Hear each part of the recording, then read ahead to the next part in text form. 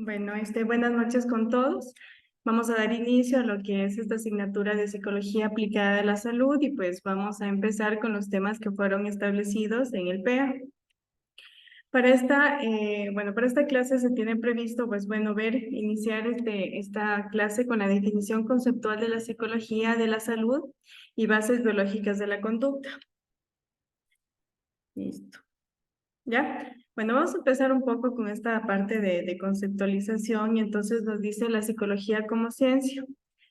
En esta parte, abordamos la psicología que parte de la antigüedad, es decir, que ya existe desde muchos años atrás, cuando los filósofos trataban al alma y a la naturaleza para estudiar el comportamiento, ¿ya? Entonces, trataban de explicar el comportamiento de las personas a través de esta parte del alma y de la naturaleza.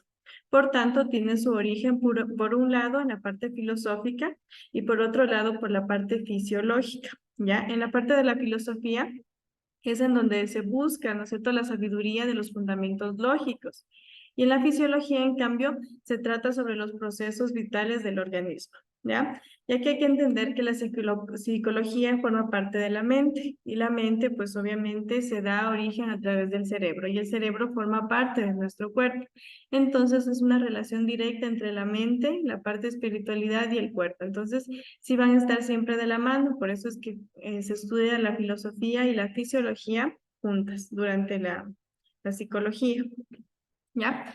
Un poquito para ver de dónde viene este término de psicología, tenemos que el psique de psicología significa alma y la logía pues es el estudio. Entonces, en pocas palabras, cuando decimos psicología, estamos estudiando el alma, ya que nosotros al hablar de psicología es algo que no es tangible, que no lo podemos ver, más bien es una parte mental, ¿no es cierto?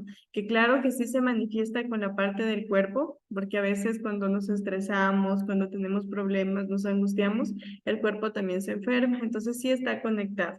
Pero de alguna manera la psicología nació de esa parte. No entendían, no la podían ver, entonces le catalogaron como algo. Y ahí salió el término psique o psico, estudio del alma, ¿ya? Entonces, sí, esa terminología, al menos que la entiendan hasta ahí. Dentro de la psicología, pues encontramos un término que se llama la introspección. Cuando hablo de la introspección, me refiero al proceso que implica examinar de manera interna, de manera informal, mis propios sentimientos y pensamientos internos. Es decir, que yo hago un análisis de mí mismo y digo, bueno, ¿qué siento? ¿Qué pienso? ¿Está bien? ¿Está mal? Así como lo ven en el gráfico, es ponerme yo a mí misma a analizarme de forma interna. Por eso es introspección. Es yo un análisis mío de forma personal interna. Cuando fuera retrospección, en cambio, sería algo del pasado. Prospección, algo del futuro, ¿ya? Pero cuando digo intro, es de mí mismo de forma interna, de lo que yo siento y de lo que yo pienso. ¿Ya? Entonces aquí tenemos dos tipos de introspección, ¿ya? Tenemos una que se llama autorreflexión y la otra que se llama autorrumiación. Cuando yo me refiero a la autorreflexión, es la forma positiva de cómo yo pienso internamente de mí mismo. Entonces dice, es la forma positiva de la introspección, ¿ya? A través de la cual, ¿no es cierto?, nosotros atribuimos significados y le damos importancia positiva a mis pensamientos y a mis acciones. Es decir, yo digo, bueno, algo me pasó mal, algo hice mal hoy día en mi día, pero bueno, aprendí y ahora no lo voy a volver a hacer. Es decir, hago un análisis de lo que yo pienso, de lo que yo hice, de lo que me pasó y le saco ese lado positivo a todo, ¿ya? Entonces digo, bueno, hoy me fue mal en la lección. Bueno, no es que esto me pasó porque no estudié, pero yo a la próxima lección me voy a preparar y voy a salir bien. Es decir, no me hundo. Hago ese análisis introspectivo, me analizo, pero saco deducciones positivas, ¿ya? Por el contrario, tenemos la autorrumiación, que es la forma negativa de introspección. Son personas que hacen un análisis interno, pero son personas que están obsesionadas con sus defectos y siempre dicen, ay, no, es que a mí no me sale nada, soy bruta, soy tonta, tienen una autoestima muy, muy baja. ¿Ya? Entonces, nosotros como personas, como estudiantes, como futuros profesionales, ¿cuál debería ser nuestro tipo de introspección? Obviamente el de forma positiva, el de autorreflexión, el que yo analizo, veo todos mis actos, mis pensamientos y le saco un provecho a lo negativo. Digo, bueno, lo hice mal, pero lo haré bien. ¿ya? Bueno, vamos a ver los modelos psicológicos, ¿ya? Estos modelos psicológicos tienen que ver con los sistemas de ideas que tienen una característica común y que se utilizan para explicar una serie de fenómenos, ¿ya? Por eso se llaman modelos. Cada modelo hace hincapié en ámbitos diferentes y utiliza diferentes estrategias. A continuación los vamos a ver. Entre los modelos psicológicos tenemos varios. Tenemos primeramente el modelo biológico, ¿ya? Como su nombre lo dice, es biológico, es decir, la parte de la vida, de todo lo que hemos heredado, del comportamiento de los padres que pueden influir en el carácter de las personas, es la parte vital, todo lo que yo heredé, lo biológico, ¿ya? La parte del modelo psicodinámico, en cambio, defiende el comportamiento de las personas, o sea, defendía el comportamiento de las personas, que está denominado por actitudes inconscientes, ¿ya? Intenta comprender la parte del interior del individuo. En esta parte del modelo psicodinámico vamos a encontrar estos términos: el ello, el yo y el super yo. Estos fueron, es un modelo que fue creado por Sigmund Freud, es un psicoanalista, un precursor de la psicología, ¿ya? Y vamos a hablar un poquito del ello, del yo y del super yo. Ustedes siempre cuando traten con psicología siempre van a encontrarse con estos términos. Ya como les comenté, Sigmund Freud empleó estos tres conceptos: el ello, el yo y el super yo. ¿Para qué? Para hacer alusión al conflicto de la lucha interna existente entre fuerzas antagónicas que rigen la manera de pensar de cada persona y de actuar, ¿ya? El objetivo principal del psicoanálisis consistía o consiste en conseguir que emerja la verdadera naturaleza de estos conflictos, ¿ya? Yo sé que es un poquito confuso, pero les voy a ir explicando. Verán, el ello, el yo y el super yo, ¿ya? El ello es la primera instancia psíquica que aparece en todas las personas, es decir, está presente desde el nacimiento, a diferencia de las otras dos estructuras, es decir, a diferencia del yo y del super yo. Por lo tanto, durante los primeros años de nuestra vida es el que rige en nuestro amor, en nuestro apartado psíquico, ¿ya? Ese es el ello. Y el yo surge aproximadamente a partir de los 2 años de edad, y a diferencia del ello, el yo nos enfoca a pensar en las consecuencias de nuestra conducta. Por tanto, en su manera de operar se enfrenta al ello al tratar de contener o reprimir su contenido mediante mecanismos de defensa. Y el super yo pues aparece aproximadamente a partir de los 3 años de edad y surge de aprendizajes asociados a la socialización e integración de normas. Esta instancia psíquica intenta conseguir respeto en el aparato psíquico por el cumplimiento de normas morales. En ocasiones el super yo presiona para tratar de ajustar a la propia personalidad a lo que se considera correcto y perfecto a nivel social. ¿Ya? En resumen, el ello, el yo y el super yo contienen por ejemplo, el ello contiene las pulsiones, impulsos y deseos. Es decir, el ello es como que el malo en nuestra cabeza, en nuestro pensamiento. El ello es el que nos dice, por ejemplo, en una situación: tienes que hacer esto, pórtate mal, sal a pasear, engaño a tu esposo. O sea, es el que está a través de las pulsiones, impulsos y deseos. Es decir, es el diablito, como se lo cataloga en la parte psicológica. El super yo, en cambio, es el ángel, porque él es el cambio el correcto, el que tiene valores morales, el que tiene creencias. Él te dice, en cambio, no, ¿cómo vas a hacer eso? ¿Cómo lo vas a engañar a tu esposo? No, tienes que quedarte en casa, tienes un hijo, ¿cómo te vas a ir a pasear? ¿Ya? Y en cambio el yo es la persona misma, la del presente, que tiene que estar mediando entre el ello y el super yo. Miren, aquí les he traído una imagen. Miren, este es el yo, somos nosotros. El ello, como les dije, es la parte de impulsos, deseos, el diablito, el que nos dice, hace esto, o sea, todo lo malo. Incluso el que nos dejamos llevar por los deseos en ese momento, por cosas. En cambio, el super yo, como les dije, es la parte correcta, la que tiene valores, principios y la que nos dice, no, eso no está bien. Y por eso, Sigmund Freud, a partir de estos tres elementos del ello, del yo y super yo, nos dice que nosotros vivimos en un conflicto del pensamiento. Y es verdad, cuando nos dice nuestra amiga, oye, vamos a pasear el sábado. Y el ello que nos dice, sí, anda, anda, disfruta, chulla vida, ¿no es cierto? Y el super yo te dice, no, no te vayas, tienes que hacer tareas, tienes que estudiar, ¿ya? Entonces es un conflicto. Y sí es verdad, si nos ponemos a analizar, eso pasa en nuestra vida. A veces queremos hacer algo, pero algo nos dice que está mal y algo nos dice, no, tienes algo más que hacer o eso no está bien.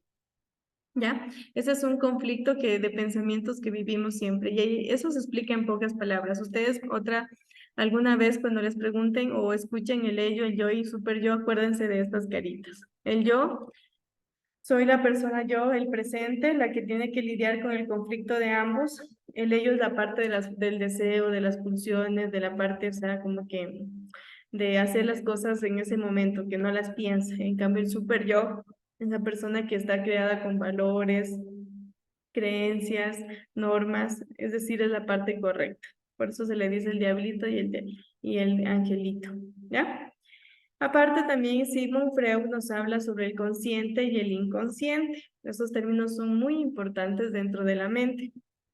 El consciente tiene que ver a todos los pensamientos o todo la información que tenemos en ese momento. Por ejemplo, conocimientos que les enseñaron en este ciclo. Ustedes todavía los tienen frescos, los tienen que si les preguntan ya se lo acuerdan. Las habilidades, las personas que saben tocar guitarra, las personas que saben, no sé, jugar algún deporte, tienen esa habilidad, está en su consciente, es decir, en ese momento lo pueden hacer. En cambio, en el inconsciente son cosas que sí sabemos, pero que no es que las tenemos ahí en ese momento, lo hacemos porque ya es parte de nuestro inconsciente. Por ejemplo, los valores.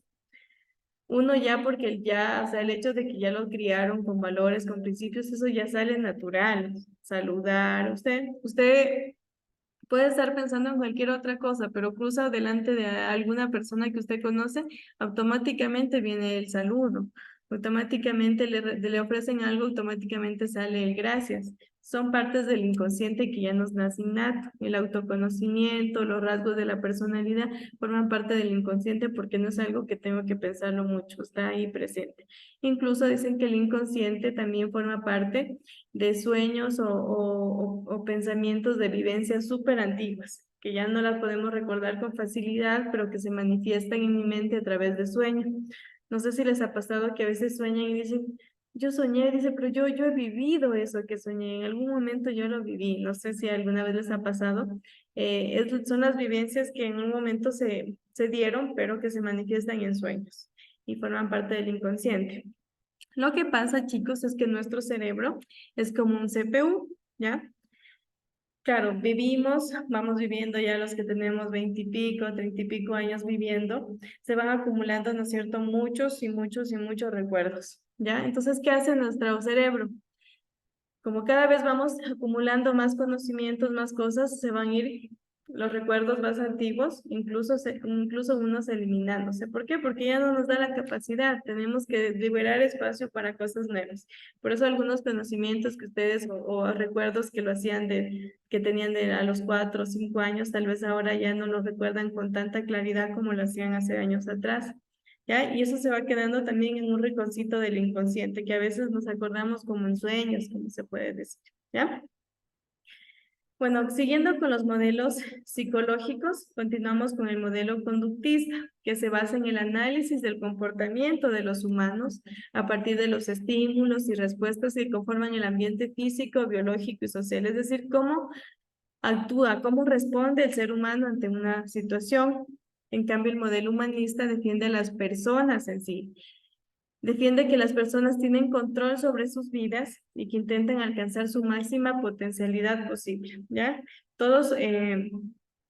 Todas las personas, ¿no es cierto?, nacemos, crecemos, vamos a la escuela, al colegio y tenemos esa visión de algo grande. Queremos alcanzar, en este caso ustedes, su título, después quieren alcanzar un trabajo, quieren alcanzar una meta grande, tener su casa, su carro. Entonces es un modelo humanista en donde explica cómo el ser humano, ¿no es cierto?, controla su vida e intenta alcanzar esa máxima potencialidad.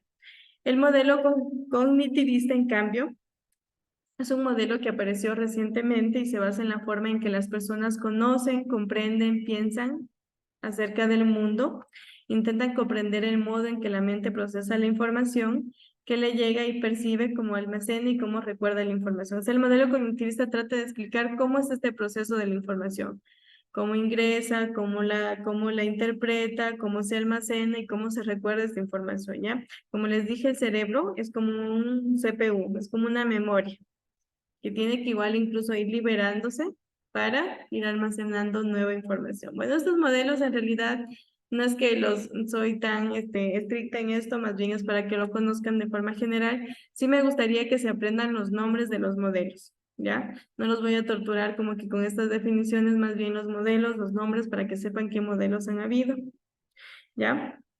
Eso lo pueden ir apuntando en su cuaderno. Ya vamos un poquito más a lo que es la definición de la psicología, ¿ya? De forma general, como les dije al inicio, la psicología tiene esa terminología de psique, que es alma, y gía, que es estudio. Pero a su vez, la psicología ya es una ciencia que estudia la conducta, es decir, el comportamiento, los procesos mentales y la personalidad del hombre. Si ven que estos tres elementos que estudia la psicología son cosas que yo no las puedo ver, son cosas intangibles porque son parte de la mente, por eso se lo cataloga como parte del alma, ¿ya? Considerado individualmente, porque se lo estudia la psicología individualmente, ¿por qué creen? Porque todas las personas no somos iguales, todas las personas no pensamos iguales, todas las personas no asumimos diferentes situaciones igual, algunos somos más sensibles, otros son, en cambio, un carácter más fuerte, entonces la psicología sí estudia estos tres componentes de la conducta, procesos mentales y personalidad de forma individual. ¿A lo largo de qué? De toda la vida, desde que nacemos hasta el día en que nos vayamos de este mundo. ¿Con qué objetivo? Con la búsqueda de dar un sentido, ¿no es cierto?, que permita trascender más allá de sí mismo, que nos permita conocernos, saber qué está pasando con nuestra mente, todo está bien, todo está mal, estoy desarrollando algún tipo de trastorno, más bien se va por ese lado, ¿ya? Entonces, ¿qué ha sido la psicología? Estudia esa conducta, los procesos mentales y la personalidad del hombre de forma individual o a lo largo de toda su vida. Hasta ahí, perfecto. ¿Ya? Vamos a ver la división de la psicología. La psicología está dividida en diferentes ramas, ¿ya? Hemos traído como que las más relacionadas a la parte de salud, porque nos van a permitir como que tener una mayor relación a esto. Y entonces la psicología se divide en 4 grandes ámbitos, ¿ya?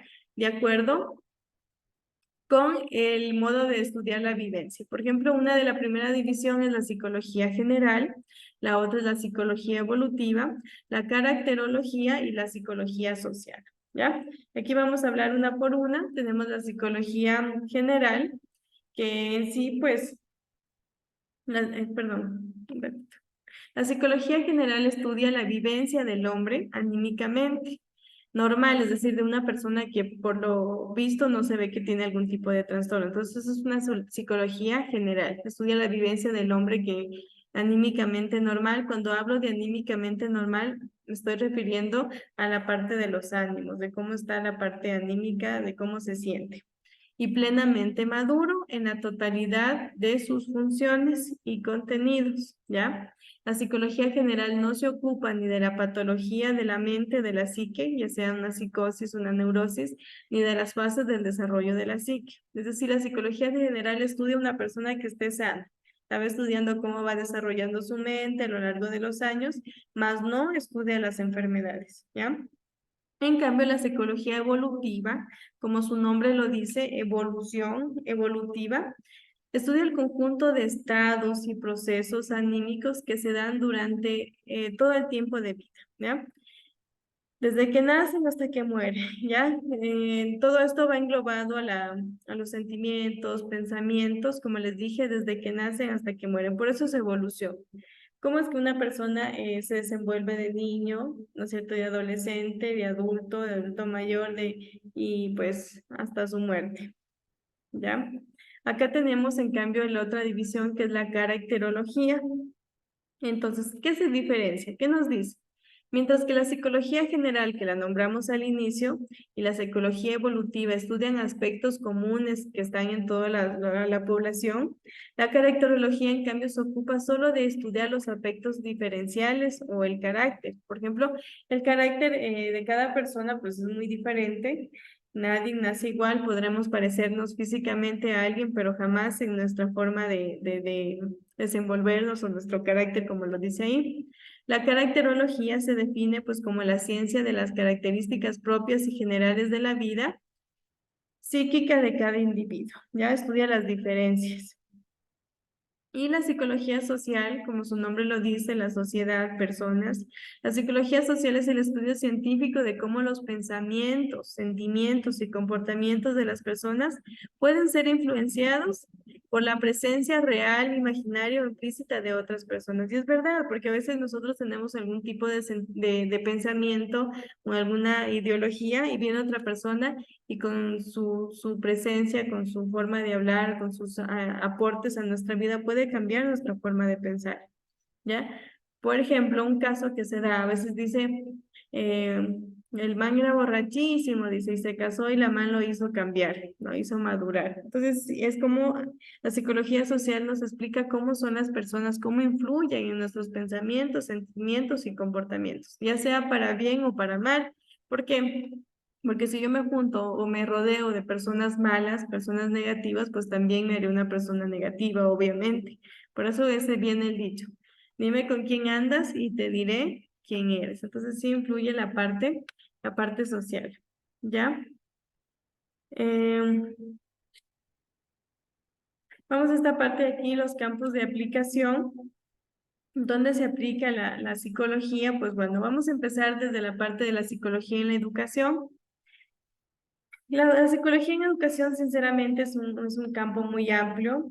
No me quiero meter ahí porque no es que me compete tanto, pero ya hablar de psicología propiamente para tratar en educación es bien amplio, ¿ya? Es bien amplio.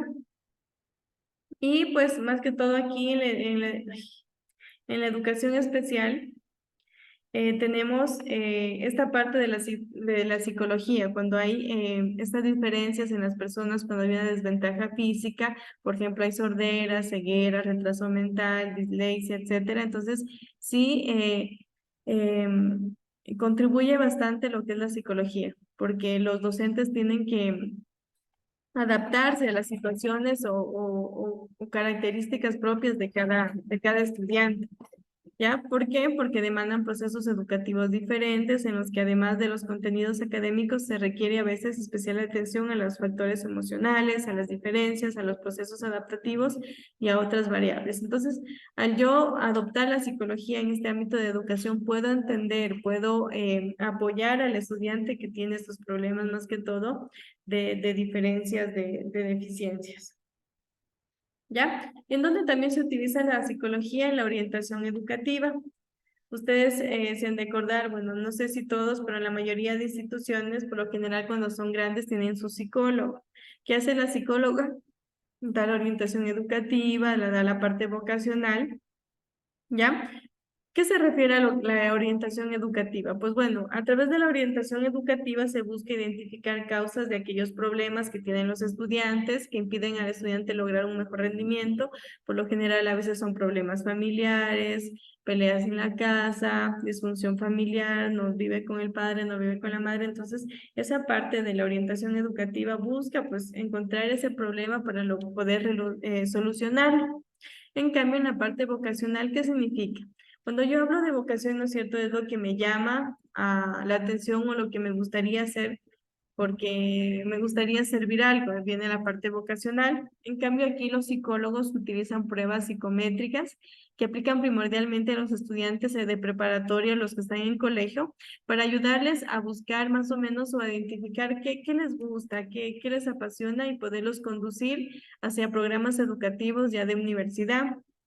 No sé si han escuchado cuando dicen, ay, yo no sé qué seguir en la universidad, yo siento que nada me gusta. Entonces, en esta parte de la orientación vocacional, permite que los psicólogos, a través de diferentes ramas, diferentes instrumentos, ayuden al estudiante a encontrar esa vocación, a encontrar esos gustos, esas pasiones y se le facilite pues elegir la carrera pues adecuada a sus gustos. ¿Ya? Y ahí tenemos como que la primera presentación, les traje otra. Vamos a ver otra. Esperen un ratito. No sé si tienen una pregunta hasta ahí,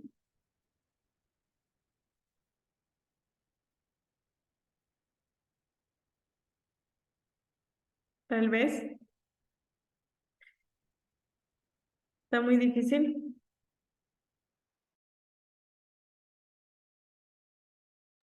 Un poco, Lisa.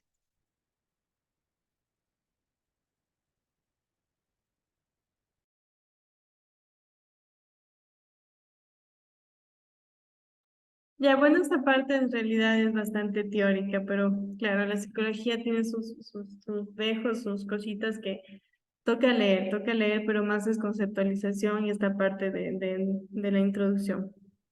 Ya déjenme proyectarles el otro.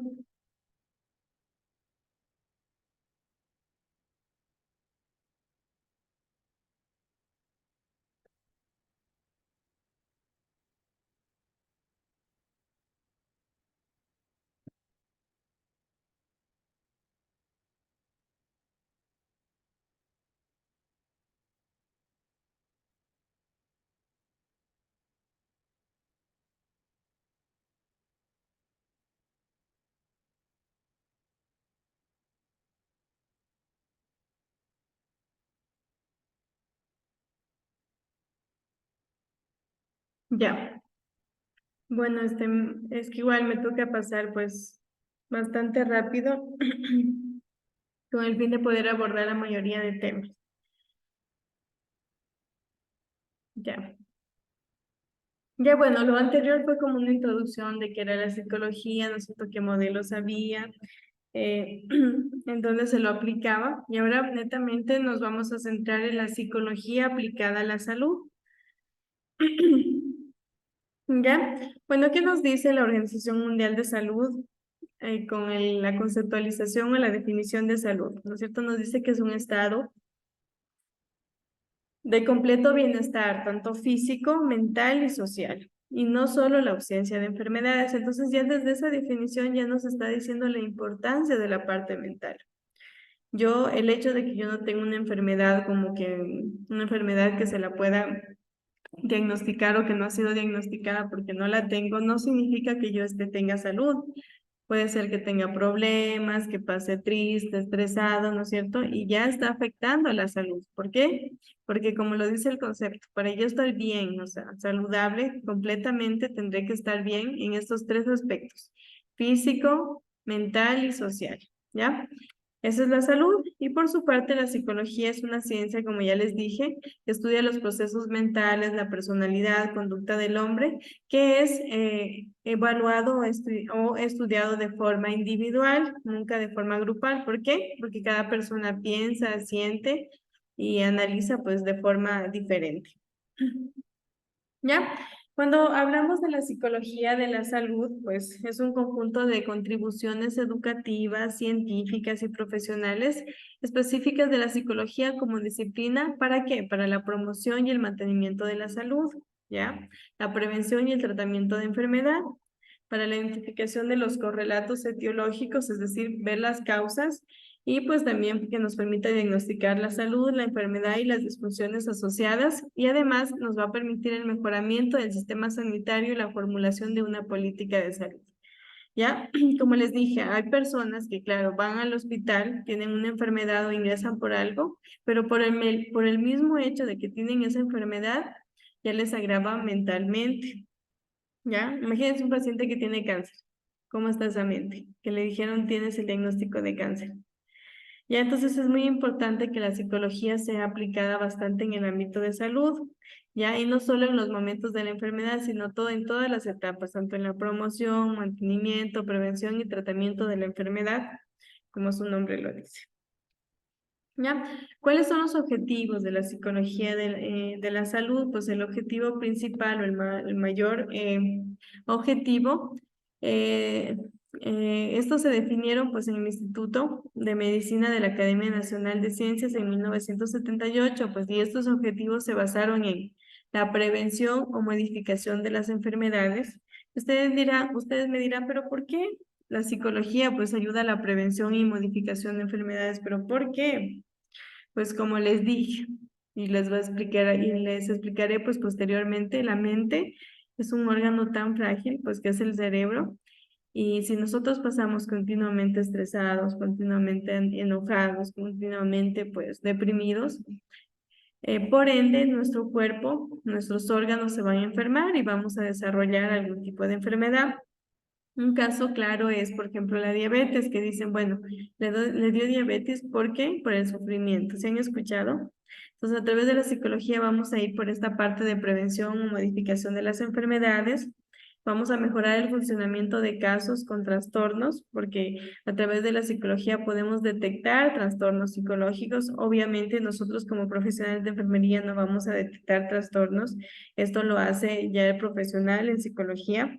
Vamos a hacer un aumento de salud y bienestar de las personas, porque si les ayudamos a detectar sus trastornos a corto tiempo o de mediano complejidad, estas personas pueden llegar a superar estas partes de trastornos y pues llevar una vida lo más normal posible, ¿ya?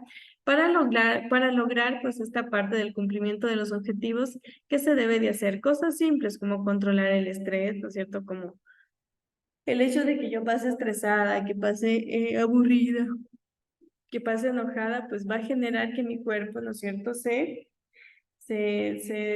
estrese y llegue pues a dar un mal funcionamiento. ¿Qué más se da? La modificación de respuestas concretas de conductas ambientales para cada trastorno. ¿Ya? Estableciéndose hoy en día tres principales causas de enfermedad en los cuales el estrés interviene, es decir, el estrés es nuestra principal causa de morbilidad, de que aparecen bastantes enfermedades, entre ellos el cáncer, ya porque hay un mal funcionamiento ya en mis, en mi cuerpo, en mis órganos, pues puede llegar a dar algún tipo de enfermedad, como es el caso de enfermedad del corazón, enfermedad del sistema respiratorio, enfermedad de la piel, etc. ¿Ya? ¿Qué conductas saludables debo de yo orientar para manejar el estrés cotidiano? Es decir, para disminuir este nivel de estrés. Entre lo que se recomienda, pues principalmente es una alimentación basada en nutrientes adecuados y equilibrada en sus componentes, porque en el momento en que una persona se deprime, se pone triste, se le quita el apetito, no quiere comer, y pues ¿qué va a generar? Pues el desarrollo de una anemia, de una leucemia. ¿Ya? Otra conducta saludable, pues que permite mejorar esta parte del estrés es el contacto con la naturaleza, pero un contacto que de verdad valga la pena, porque a veces lo que hacemos es llevar el teléfono, nos acostamos cerca por ahí y eso es para nosotros, pues, eh, disfrutar con la naturaleza. Estamos en el celular, no la disfrutamos. Beber alcohol moderadamente y si es posible, pues no hacerlo, estamos dañando más nuestros órganos. Ejercicio físico regular, respirar aire oxigenado, es decir, evitar ambientes contaminados, dormir de 7 a 8 horas diarias, realizar controles médicos preventivos y cumplir con las prescripciones médicas, ¿ya? Ahora vamos a hablar un poquito, no sé si hay alguna pregunta hasta ahí.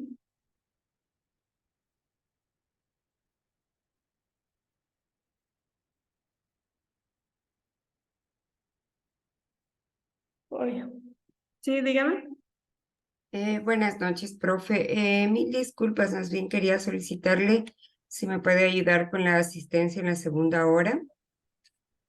Listo, no hay problema. Gracias, profe, muy Igual, amable. sí, igual, Diana, si me olvido, me hace acuerdo, ¿ya? 8 en A punto. las 8, ¿no? Ujú. Ya, gracias, Listo, profe. muchas gracias.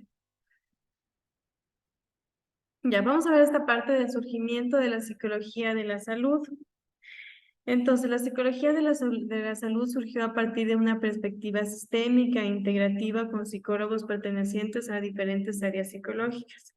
Ya es decir, un día se reunieron, pues y vieron que habían pues falencias o necesidades en la parte de la salud en cuanto a psicología. ¿Ya?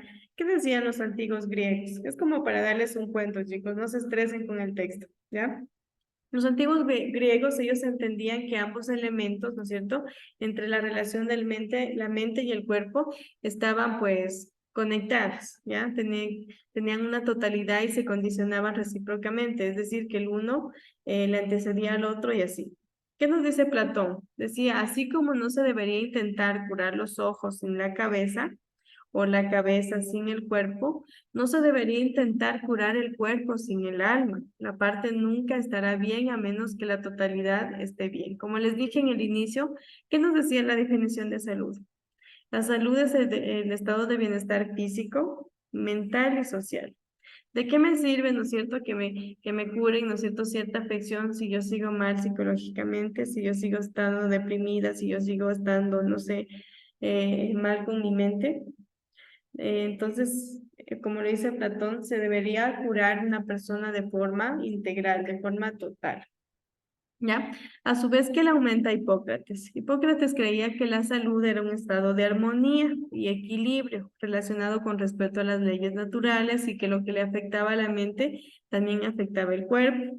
Y es verdad, porque si nosotros no cuidamos nuestra mente, nos estresamos, segregamos hormonas como el cortisol, las hormonas que nos hacen que nuestros órganos se estresen, se enfermen y se desarrollen pues enfermedades, ¿ya? Aquí nos habla bastante del equilibrio de los 4 humores vitales.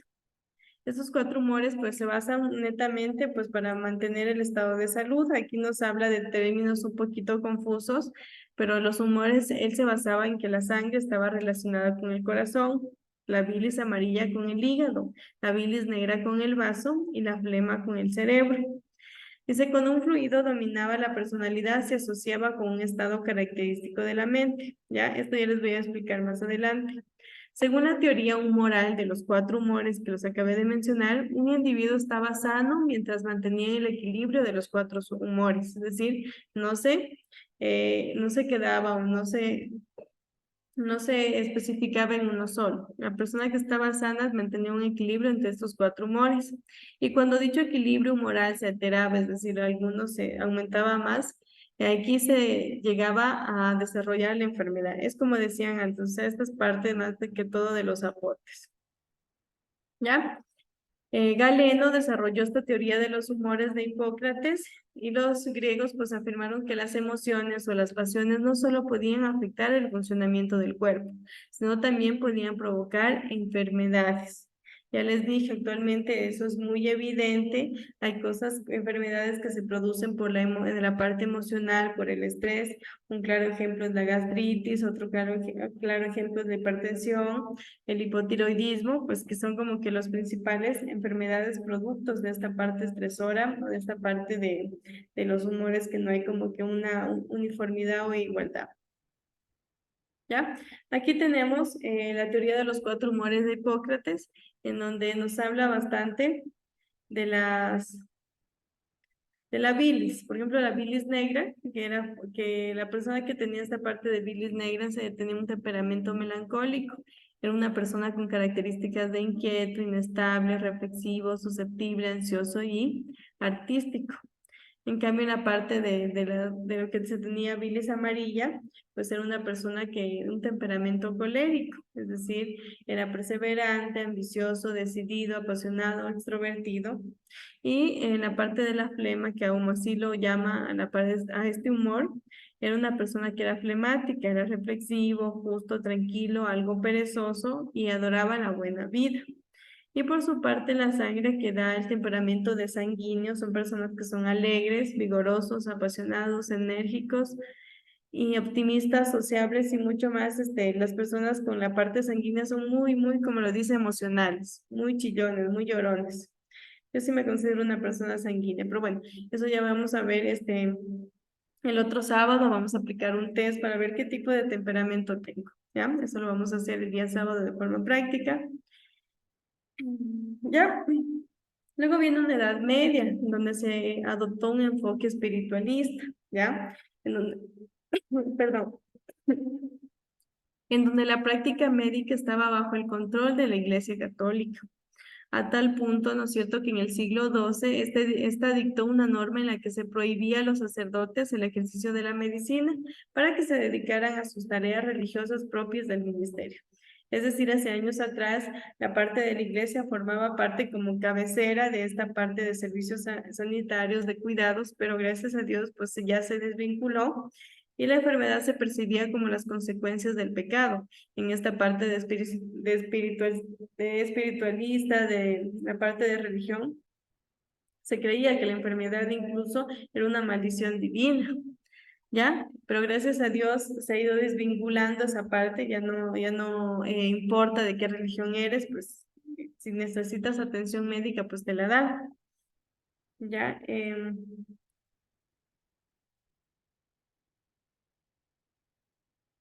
Luego tenemos la parte del Renacimiento, en donde se retomó la idea de la enfermedad en términos naturalistas. Se produjo un desarrollo importante de prácticas y estudios científicos. Fue en esta época cuando surgió la base filosófica del modelo biomédico, el cual se impondría durante 300 años hasta nuestros días. ¿Ya? Es un poquito de historia en realidad. Aquí tenemos el modelo biomédico, en donde tenemos a dos ideas básicas. Encontramos al dualismo, que es de mente-cuerpo, son dos, por eso es dualismo, y el reduccionismo. En la parte del dualismo mente-cuerpo, implica que el cuerpo pertenece a una dimensión física y la mente forma parte de un dominio espiritual. Cada uno constituye una dimensión diferente y separada. En cambio, el reduccionismo sostiene que el proceso de la enfermedad se limita a una serie de reacciones físicas y químicas, por lo cual los factores emocionales y de comportamiento son considerados como aspectos ajenos a él. Por ejemplo, un cáncer es una proliferación incontrolada de células, ¿ya? Un infarto cardíaco es simplemente una lesión isquémica que provoca la lesión del músculo cardíaco. Cada proceso patológico es indispensable en los estados emocionales del individuo y de su comportamiento, ¿ya? Entonces, sí, cada proceso patológico, cada enfermedad que se desarrolla puede irse dando para, ya le registro. Gracias, Diana. Perdón que les interrumpa. Gracias, profe.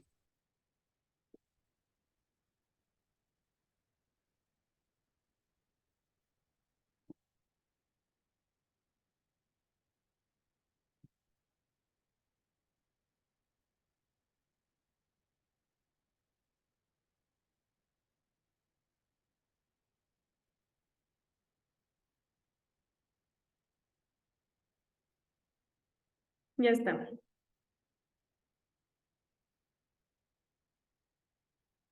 Muchas gracias, profe.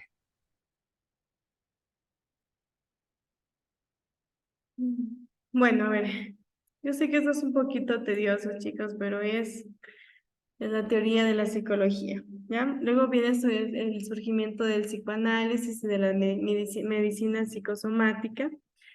Entonces, ¿qué nos dice aquí? Es el concepto de la psicogénesis. Bueno, resurgen las aportaciones del filósofo Claudio Bernard. En esta teoría, el medio interior del cuerpo sostiene que éste siempre tiene a mantener el equilibrio, cuya perturbación trae aparejada la enfermedad y a la muerte.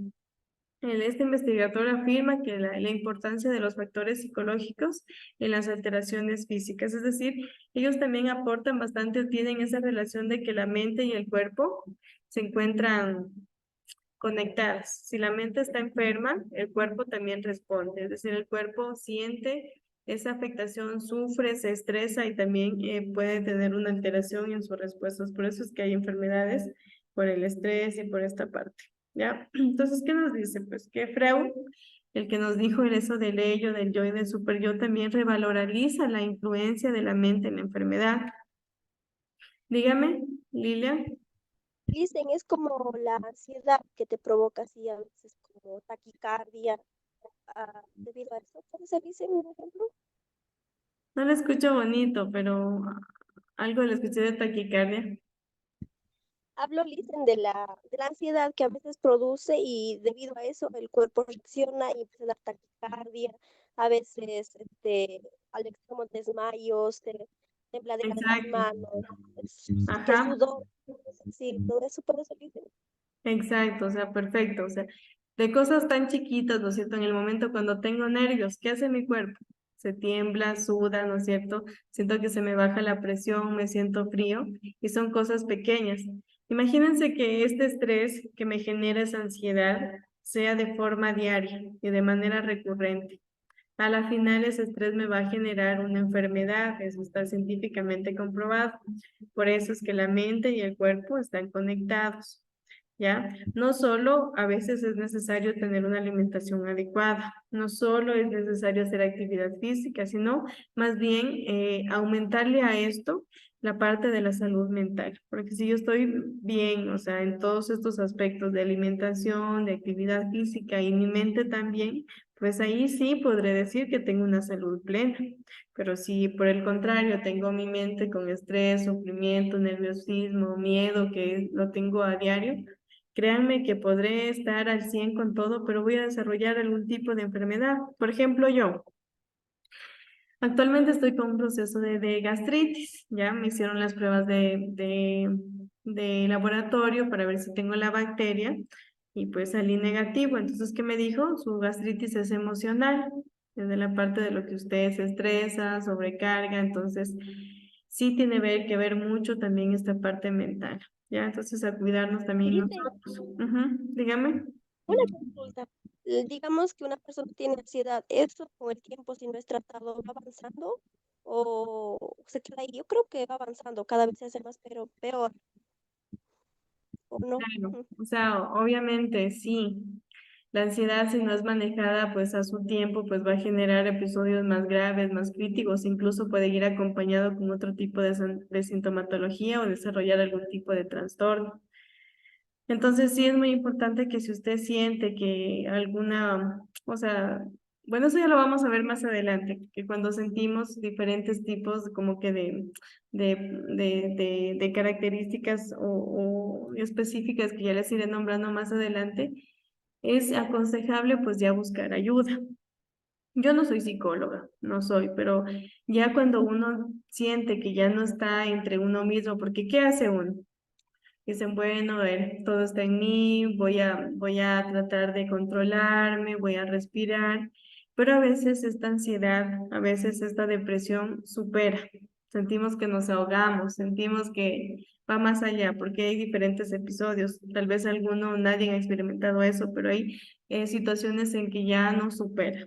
En ese momento en que sentimos que ya no depende, aunque tenemos la voluntad de querer calmarnos, de querer llevar las cosas bien, necesitamos buscar ayuda. No hay que creernos los fuertes, no hay que creernos como que lo máximo y no está mal sentirnos mal, eso sí ténganlo bien claro. No solo los locos van al psicólogo. El hecho de que esté pasando una situación mal, siento que mi pareja me trata mal o que mi familia o todo tuve una ruptura o una pérdida de algún familiar y siento que eso me está acabando, siento que no lo puedo manejar, pues bueno, no estoy solo, para eso están los profesionales, necesito, bueno, debería pues ser lo ideal ir a una consulta, ir a ver qué me dice este profesional de la mente, en qué me puede ayudar, qué puedo hacer.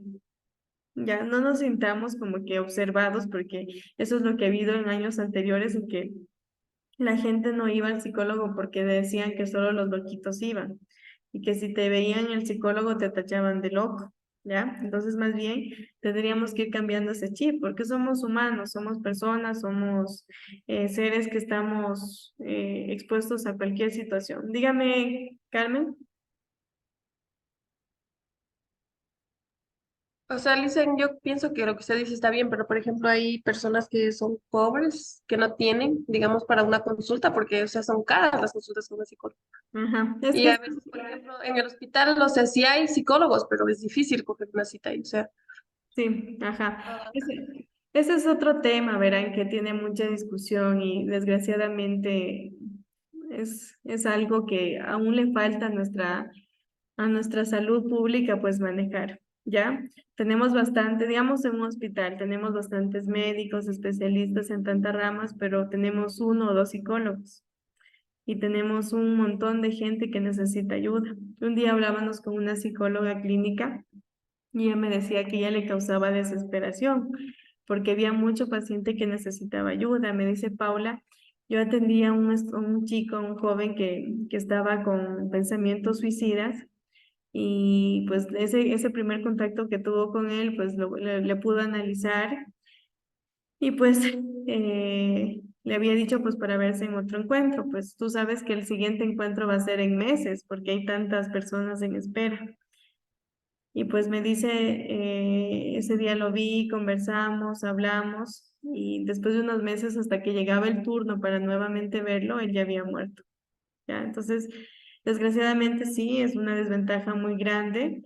Sería bueno que incluso los centros de salud tuvieran, o sea, pudieran contar con la parte psicológica, no solo estas partes de servicios grandes de hospitales, sino más bien que esta parte de la salud mental sea abordada en todos los ámbitos, tengamos ese acceso. Y sí, pues aquí viene un chiste, dicen, cuando me fui al psicólogo por un problema, dice, me curé solito, solo viendo la factura, ¿no es cierto? Se me pasó ahí el trastorno.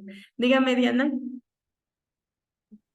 Bueno, profe, tal vez, si bien es cierto, el sistema de salud pública no está preparado para la demanda que genera los problemas de salud mental, existen otro tipo de instituciones que brindan servicios a precios bastante módicos. Entre ellos está Solca, existen algunos de estos centros médicos que ahora hay por montones aquí en Loja, en los que la consulta cuesta $10. Y si bien es cierto, acudir al psicólogo o acudir a terapia no es una consulta mensual. A veces son 2, 3 veces por semana por un periodo prolongado. Sin embargo, profe, es una inversión. Yo he sido paciente psiquiátrica por muchísimos años, muchísimos años. Tuve varios intentos de suicidio. En muchos de ellos tuve consecuencias bastante graves en cuanto a mi salud.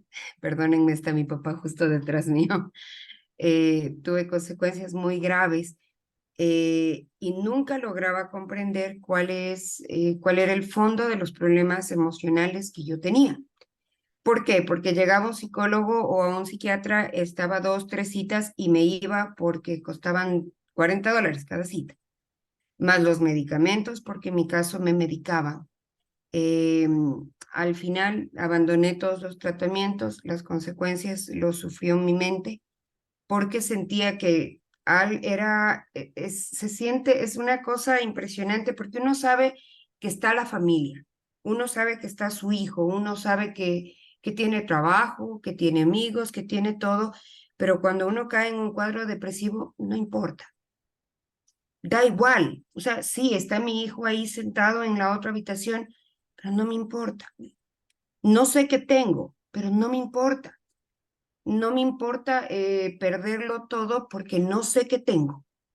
Pero cuando uno realmente empieza ya a tomar en serio el tema de la salud mental y a veces hacer un esfuerzo, al final vale la pena porque uno se convierte en una persona mucho más productiva.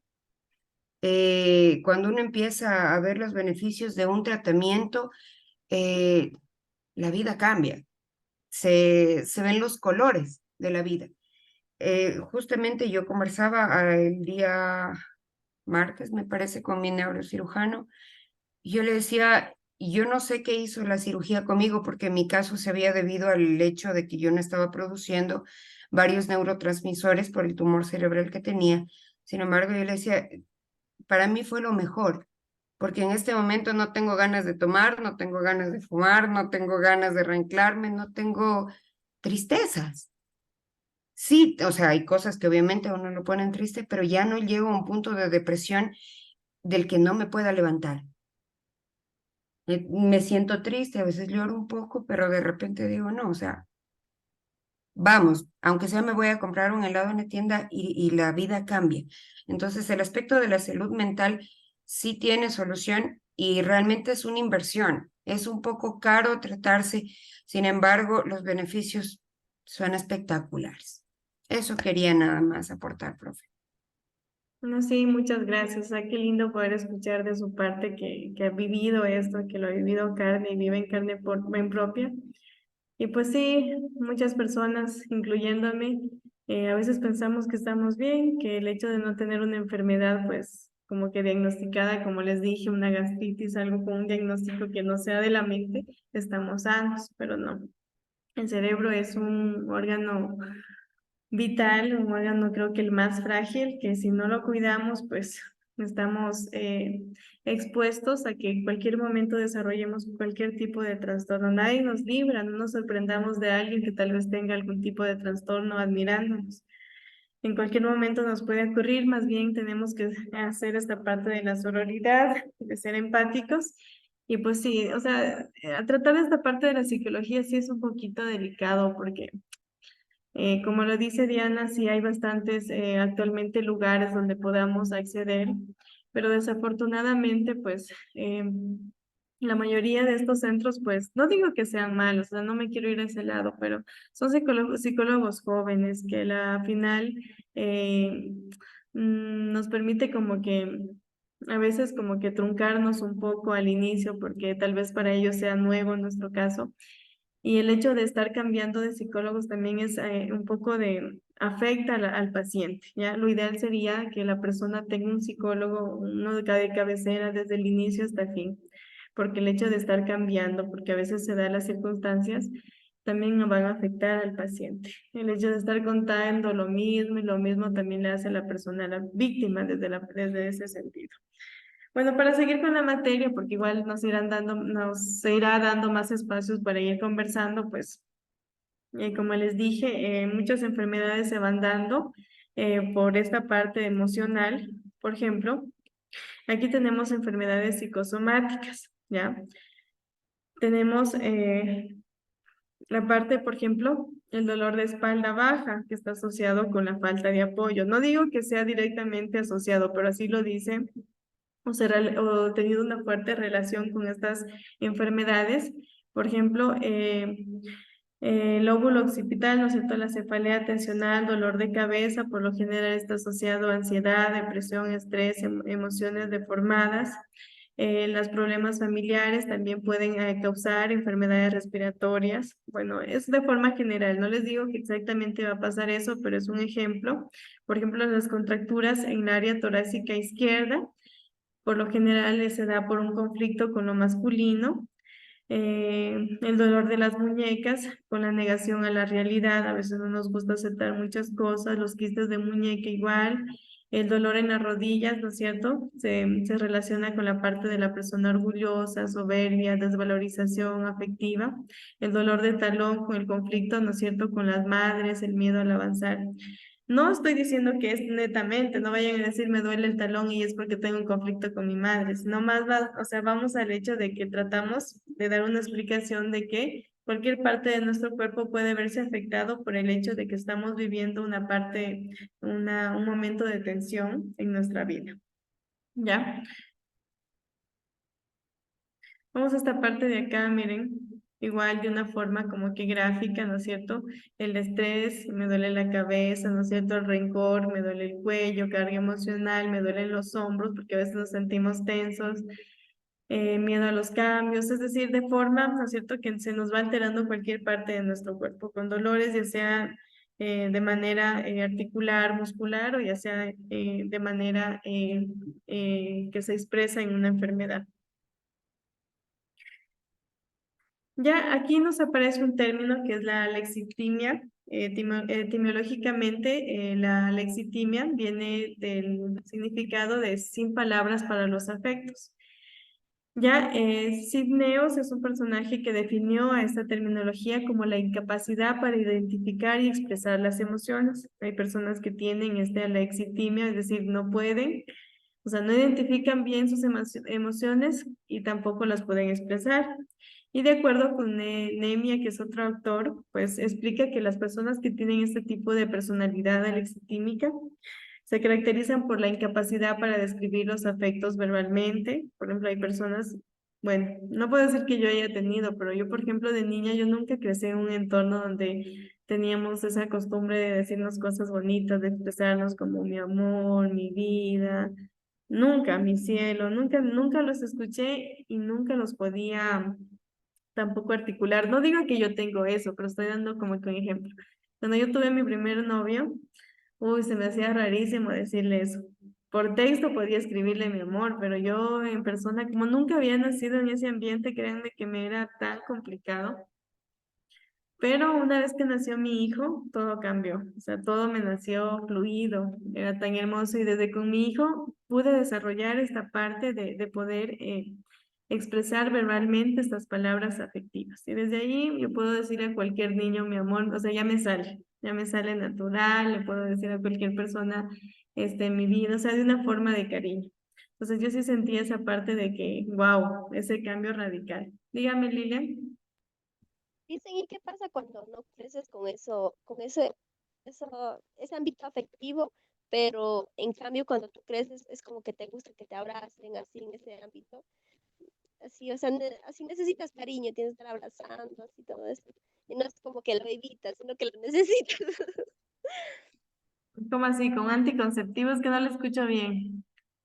Dicen, o sea, como que, digamos que no tienes eso de tu parte, de tus padres, esa parte afectiva, y, o sea, como usted dice, de esa parte fría, pero en Ah, cambio, cuando creces es lo contrario, necesitas, quieres más cariño, quieres más abrazos, atención, eso.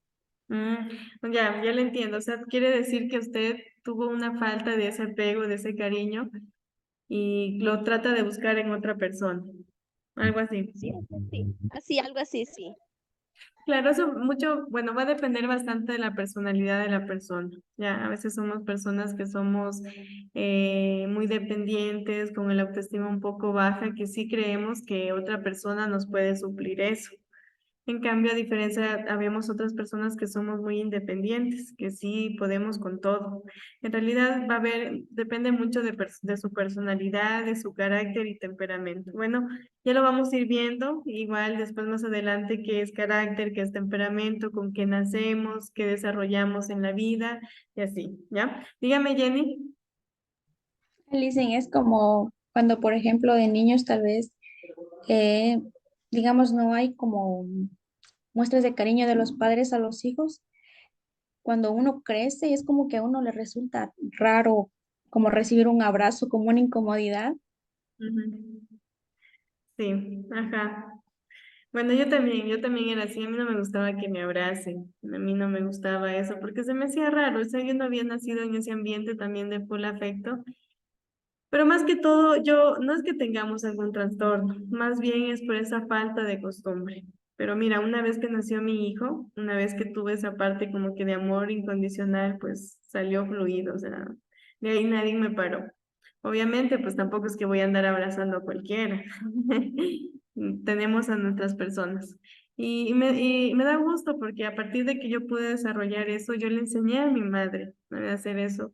Yo voy y le digo, mamá, la abrazo, la beso, porque si ella tal vez tuvo problemas por su trabajo o por el hecho de que ella también nació de un ambiente así y lo fue llevando en cadena, nosotros poder cortar esa parte. Bueno, si es que está en nuestras manos, porque no sé, pues también puede ser que a ustedes se les siga siendo difícil, pero en el caso mío, yo sí cambié, o sea, lo cambié totalmente.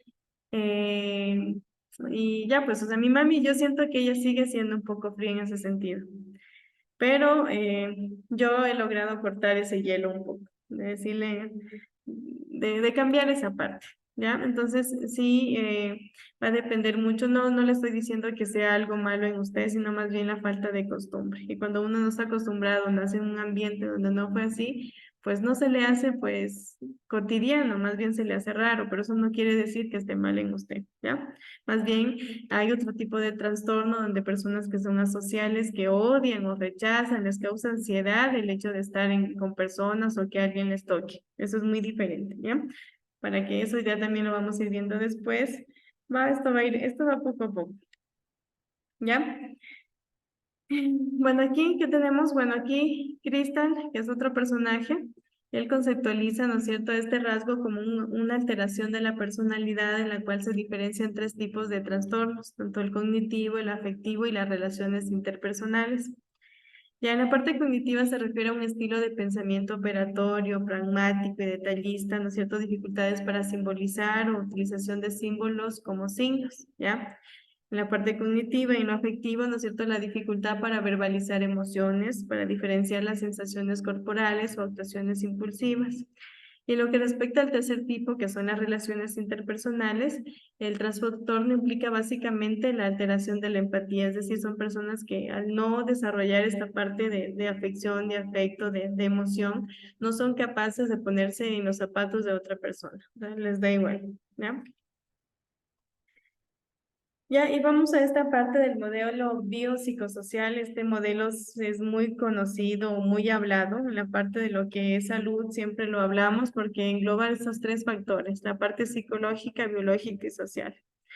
Ya, entonces, como les dije, cuando hablamos de salud, hablamos de estos tres conceptos, que es un estado de bienestar físico, que es la parte biológica, mental, que es la parte psicológica, y la parte social. Entonces, si ven cómo es un globo, es un conjunto en donde nosotros como seres humanos deberíamos estar bien en estas tres dimensiones.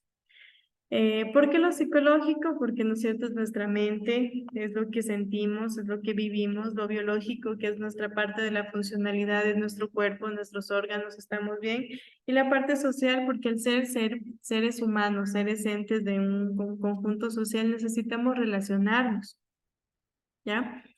Necesitamos amigos, familias, forma parte de mi bienestar. El hecho de ser una persona que quiere estar sola, aislada, algo está pasando ahí, algo está viendo, hay algún tipo de trastorno en su mente que está afectando esta parte, pero lo normal es vivir en un contexto social, en un grupo social. ¿Ya? Entonces, cuando hablo de esta parte biopsicosocial, como para detallarlo un poco más, que encontramos, ustedes cuando escuchen biopsicosocial son los tres factores, ¿ya? No hay más. Cuando hablo de los factores biopsicosocial, como les dije, es la parte cognitiva, mis pensamientos, cómo afronto las situaciones, mi personalidad, la conducta, ¿no es cierto?, de mi enfermedad. Lo biológico, en cambio, son mi anatomía, cómo están mis órganos, cómo soy yo, si soy grande, chiquita, gorda, flaca, blanca, alta, la fisiología, la movilidad, eventos previos, etcétera. En cambio, los factores sociales es la satisfacción laboral, ¿no es cierto?, dónde estoy, con quién me desempeño, quién es mi jefe, quiénes son mis compañeras, el estrés laboral, la percepción de la carga física, la compensación económica, todo eso forma parte de lo social. El hecho de estar en un buen trabajo, el hecho de estar en un lugar donde no me exploten laboralmente, donde me paguen lo que de verdad es un bienestar para mí, porque a veces dicen, bueno, en ese trabajo me tratan de la patada, pero no tengo más, y vivo con esa parte me fastidia, que me estresa, ¿ya? Y bueno, en esta parte vamos a ver lo que es la prevención, que es muy importante, pues conocerlo. Nos dice Stokors, el concepto de promoción de la salud comprendería el papel de individuos, grupos y organizaciones como agentes fundamentales para el desarrollo de prácticas y políticas de la salud para mejorar el bienestar individual y colectivo, ¿ya? Entonces, nosotros ya hemos escuchado esta parte de la prevención, ya sus niveles ya lo han escuchado, esto no es nuevo, pero también forma parte de la psicología, porque la psicología, al ser parte de la salud, está inmersa en esta parte de la prevención, y es importante al menos recordar, porque esto sí es importantísimo que ustedes los tengan bien claros. ¿Qué es la prevención primaria? Cuando ustedes les pregunten qué es prevención primaria, entonces hace referencia a las actividades encaminadas a impedir o disminuir la probabilidad de padecer la enfermedad, es decir, no la tiene, así como proteger y promover la salud. Es decir, con la prevención primaria yo evito o disminuyo el hecho de que se vaya a originar una enfermedad, es decir, el paciente está sano, ya, pero lo educo para que no vaya a desarrollar algún tipo de enfermedad. Le digo, por ejemplo, alimentación, ¿no es cierto?, dieta, actividad física, etcétera. En la prevención secundaria consiste, en cambio, en las acciones dirigidas a evitar la enfermedad. Es decir, ya tengo algún tipo de sintomatología o ya tengo factores de riesgo, pero no quiero que se dé la enfermedad. Como su nombre, como ahí lo dice, consiste en las acciones dirigidas a evitar la enfermedad una vez que los síntomas ya se hayan anunciado, aunque el síndrome todavía no esté instalado. Es decir, en la prevención secundaria ya tengo factores de riesgo, ya tengo algún tipo de sintomatología que me pueden dar ya un indicio a que ya puede aparecer en cualquier momento la enfermedad. Un ejemplo, el hecho de estar con sobrepeso ya es un factor de riesgo para que el paciente desarrolle alguna diabetes o la hipertensión. Entonces, como ya tengo esa sintomatología de la obesidad, tendré que hacer algo para retroceder. O sea, todavía en los exámenes médicos no me sale una diabetes, aún no me sale una glucosa alta y aún en la toma de signos vitales me sale una presión normal. Entonces, ¿qué tengo que hacer? Actuar ya, porque en cualquier momento se desarrolla la enfermedad. En cambio, la prevención terciaria consiste ya en el tratamiento, es decir, ya el paciente ya desarrolló la enfermedad, pero yo de alguna manera necesito seguirle ayudando. No por el hecho de que una persona ya tenga una enfermedad ya ahí salado, ya, lo que Diosito quiera, no. Más bien una persona que ya tiene la enfermedad se le ayuda mucho más para que este tratamiento sea adecuado, para que la enfermedad no se agrave más bien se mantenga y más que todo en la parte de las enfermedades crónicas, la persona pueda tener un estilo de vida lo más normal posible. Y en el caso de que sea una enfermedad que en cambio se puede solucionar, pues ayudarle en el tratamiento, en la curación, rehabilitación, cuando la sintomatología ya está establecida, es decir, el paciente ya tiene la enfermedad. Aquí tenemos un poquito más detallado. Perdón. ¿Ya? Por ejemplo, este cuadrito es importantísimo, chicos, ¿ya? Por ejemplo, cuando ustedes les digan, díganme ejemplos de prevención primaria. Entonces, como les dije, se realiza antes de que aparezca una enfermedad. La vacunación es parte de la prevención primaria. Yo le vacuno a mi bebé con todo el esquema de vacunas para prevenir, ¿no es cierto?, el desarrollo de un futuro de la enfermedad, ya sea fiebre amarilla, varicela, neumonía, ¿no es cierto?, sarampión, rubiola, etcétera, ¿ya? Entonces, forma parte de la prevención primaria la vacunación. La educación sanitaria, obviamente, la potabilización de agua, ¿no es cierto? El paciente todavía no ha desarrollado ninguna gastroenteritis, entonces, no tengo que esperar a que los pacientes se enfermen, sino que ya llevar esa potabilización del agua, la higiene de manos, forma parte de prevención primaria, higiene de alimentos, control de excretas, desratización y desinsectación, es decir, no tener esos espacios con estos animalitos, uso de insecticidas, buena alimentación y la prohibición de tirar basura al río, ya forma parte de la prevención primaria. Cuando me dicen, ¿qué ejemplo puede dar en prevención secundaria? Como les dije, ya existe por ahí algún síntoma de la enfermedad de que se puede desarrollar. ¿Qué hago? Por ejemplo, realizar mamografías en mujeres mayores de 40 años para detectar cáncer de mama. Es decir, ya tiene varios factores de riesgo, ya tiene más de 40 años, ya es mujer, ¿no es cierto? Puedo tener varios hijos, entonces yo, como ya tiene factores de riesgos que pueden en cualquier momento, pues, llegarla a ser una candidata para un cáncer, ya le hago una mamografía, análisis de recién nacidos para detectar enfermedades congénitas, ¿no es cierto?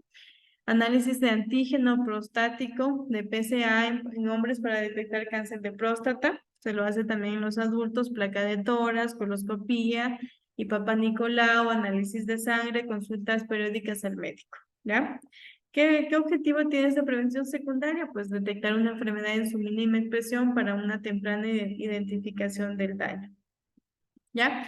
Luego tenemos la prevención terciaria que se realiza después de que ya se haya manifestado la enfermedad, pues obviamente es el tratamiento, atención médica y paramédica del enfermo, atención bucodental, prescripción de medicamentos, rehabilitación, psicoterapia y terapia ocupacional. ¿Ya? Aquí ya estamos en lo último. Vamos a ver las variables ambientales como condicionantes de la salud. Ya desgraciadamente, pues en la actualidad, como parte de varios aspectos de contaminación y todo lo que se ha ido dando, pues el nivel de desarrollo de una sociedad determina el peso relativo de las variables ambientales de la salud. Por ejemplo, actualmente, debido a la disminución o la pérdida de capas de ozono, existe ya la lluvia ácida, el calentamiento global, destrucción de bosques y recursos genéticos, desertificación, es decir, los desiertos, cambios climáticos que de alguna manera van afectando también la salud de la población. Áreas de atención, pues tenemos la promoción de estilos de vida saludables, en donde se da información y educación, potenciación de recursos protectores, generalización de hábitos de estilos de vida, ¿Cómo hacemos la prevención de enfermedad? A través de control de variables de riesgo, como es la actitud de la persona, la motivación y el afecto por querer, pues lograr mejores cosas, la modificación de las conductas y condiciones, la detección primaria, secundaria y terciaria. ¿Ya? Tenemos el tratamiento de las enfermedades, como lo dije, y la evaluación de los sistemas de salud que den la atención adecuada en los diferentes niveles de atención. Ya, áreas de atención en las que la salud debe de darse, pues mantener la salud, promocionar la salud, adquirir o potenciar la salud, eliminar o cambiar la salud, ¿ya? Y evitar cualquier tipo, pues, de enfermedad. Métodos de evaluación para ver que todo se esté cumpliendo. Tenemos la observación, la entrevista, los cuestionarios y los test psicológicos, medidas psicofisiológicas, archivos de datos, autoobservación y autorregistro. Formas de intervención, a ver, bueno, dependiendo pues la persona o el grado de afectación que tengo, de atención que tenga, hay personas que le hacen el efecto placebo. El efecto placebo quiere decir cuando en realidad juegan con tu mente. Te dicen que te van a dar algo que te va a curar y en realidad solo te dan agua, como así decirlo. Entonces, tu mente es la que te cura. Por ejemplo, dicen, doctora, me duele tanto, póngame algo, póngame algo. ¿Y qué hace la doctora? Va y dice, ya, tranquilo, coge solución salida de un lado y le pone. Ya, y le puse la medicación. Y el señor se calla, le deja de doler. Entonces, a veces la mente es la que nos desarrolla muchas cosas, ¿ya? Entonces sí hay que saberla controlar, entonces se ayuda con el efecto placebo, asesorías de apoyo, psicoterapia, educación e información al paciente y familias, intervención en crisis, entrenamiento en técnicas de relajación, ¿ya? Técnicas de relajación tenemos varias, por ejemplo, la musicoterapia, la bailoterapia, la risoterapia, la aromaterapia, que permiten a la persona pues llegar a un punto de relajación, de tranquilidad, la imaginación y sensibilización, la retroalimentación, la desensibilización sistemática, el modelamiento, el entrenamiento en habilidades y ensayo conductual, manejo de contingencias, estrategias cognitivas y psiconeuroinmunología, ¿ya? Bueno, esta parte solo, en realidad solo es por mencionar. Vamos a la parte de áreas relacionadas con el estudio de la psicología de la salud. Tenemos la sociología médica, que es la especialidad dentro de la sociología que estudia los aspectos sociales de la salud y la enfermedad. Tenemos la antropología médica, que en cambio hace hincapié en los aspectos culturales, por eso dice antropología de la salud.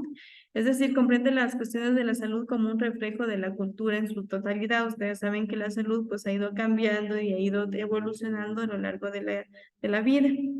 También tenemos la medicina preventiva, que se encarga, ¿no es cierto?, de impedir en el individuo, en el grupo familiar, la aparición de enfermedades, promoviendo la salud. Ya, en los modelos de la psicología de la salud, como les dije, esperen un ratito. Aquí, hasta ahí llega. ¿Ya? Quería ver a dónde llegaba. Los modelos de la psicología de la salud, pues estos modelos dan un marco referencial para saber por dónde empezar, qué pasos seguir, qué técnicas se necesitan para influir en un cambio en las conductas de las personas. Tenemos el modelo de acción social. Qué importante, ¿no es cierto?, que es la sociedad para nuestro cambio. Se subraya el papel de los guiones sociales y de lo aprendido en la familia, la relación con amigos y otros sistemas de relaciones. Por ejemplo, aquí nos dice que no es de sorprenderse, no es de extrañar que los adolescentes, ¿no es cierto?, manifiestan conductas de riesgo de lo que hayan aprendido en casa. Por ejemplo, en este modelo, ¿qué nos dice?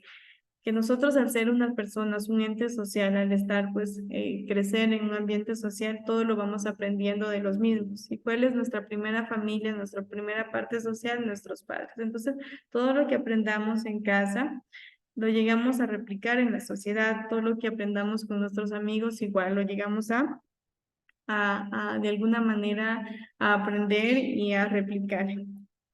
El modelo de creencias de salud, por su parte, nos habla de la noción que no tenemos sobre el cambio, o sea, la conducta saludable. Hay personas que no les gusta cuidarse, pero que al final del día, cuando ya se encuentran con algún tipo de enfermedad, tienen que cambiar esta conducta. Si acaso las personas creen que ellos son susceptibles a enfermarse, si ven la enfermedad como algo grave, ¿ya? Entonces, cuando una persona por primera vez se llega a internar, se llega a enfermar de forma grave, en ese momento llega a entender como que la importancia de la salud, ¿ya? Hay personas que tienen que como que tocar o palpar la enfermedad para poder entender de la importancia del cuidado. ¿Ya?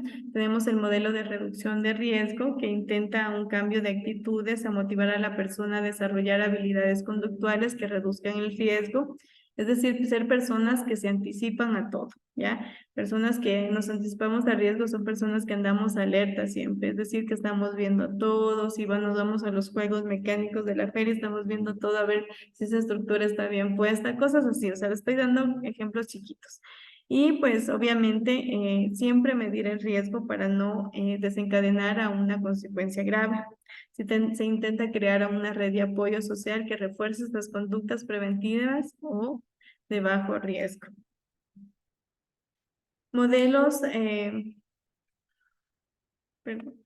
Modelos de transteórico del cambio conductual, en cambio, se focaliza en las condiciones que hacen posible el cambio. Nosotros al ser personas que estamos condicionadas al cambio, siempre tenemos que ser personas abiertas. No hay que ser personas cerradas. Por ejemplo, si pueden ver en la imagen, se están sacando ahí la madre, ¿no es cierto? Llevando esas piedras, ya arrastrándolas. ¿Y qué les dice el otro hombre?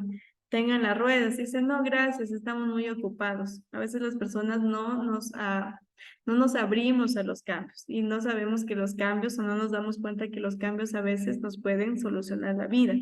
Un ejemplo en enfermería, por ejemplo, una enfermera antigua, ¿no es cierto? La que está enseñada todas las técnicas antiguas, que se mata, ¿no es cierto?, tomando la presión arterial con el fonendoscopio, ya tiene, ¿no es cierto?, ya las orejas muy lastimadas de tanto tomar, y no se deja ayudar con la tecnología, porque actualmente ya hay tensiómetros manuales, digitales, ¿ya? Entonces el modelo sugiere que hay que diseñar estrategias de cambio que estén de acuerdo a las características de los sujetos a las cuales están dirigidas. Ya, entonces todo el mundo pues tiene que ser sujeto a cambio, ser una esponjita, ser moldeable y nunca negarnos a nada. El modelo integrador por su parte intenta integrar la psicología de la salud con la salud pública, pretende enfocarse hacia la comunidad y no hacia problemas individuales.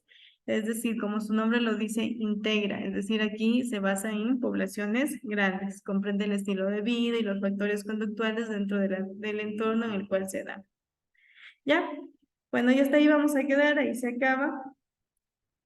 Y eso sería pues la clase de hoy. No sé si tienen alguna duda, yo sé que los últimos conceptos son muy teóricos, no se preocupen, yo en esa parte no es que los voy a explotar, más bien me gusta la psicología, verla por el lado más crítico, del lado más analítico, cómo lo podamos entender. Estas teorías es importante escucharlas, conocerlas, pero tampoco es que, wow, si no las sabemos nos vamos a morir o algo, ¿ya? Más bien, yo voy por la parte en la psicología al modo de entenderlo, de comprenderlo, de alguna manera tratar de crear esa conciencia en ustedes de cómo la psicología forma parte, ¿no es cierto?, de este ámbito de la salud. Y nos falta, o sea, esta parte fue teórica, chicos, pero todavía nos falta mucho más analizar cómo está inmersa en la salud, cómo vemos en los pacientes, etcétera, ¿ya? No sé si tienen alguna pregunta, si no ya estaríamos cerrando la clase de hoy. Ujú.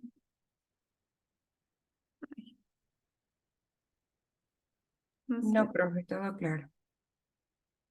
Ya chicos, entonces ha sido un gusto verlos. El día sábado nos vemos. Vamos a aplicar unos test para ver qué tipo de humor tenemos, colérico, sanguíneo, etcétera.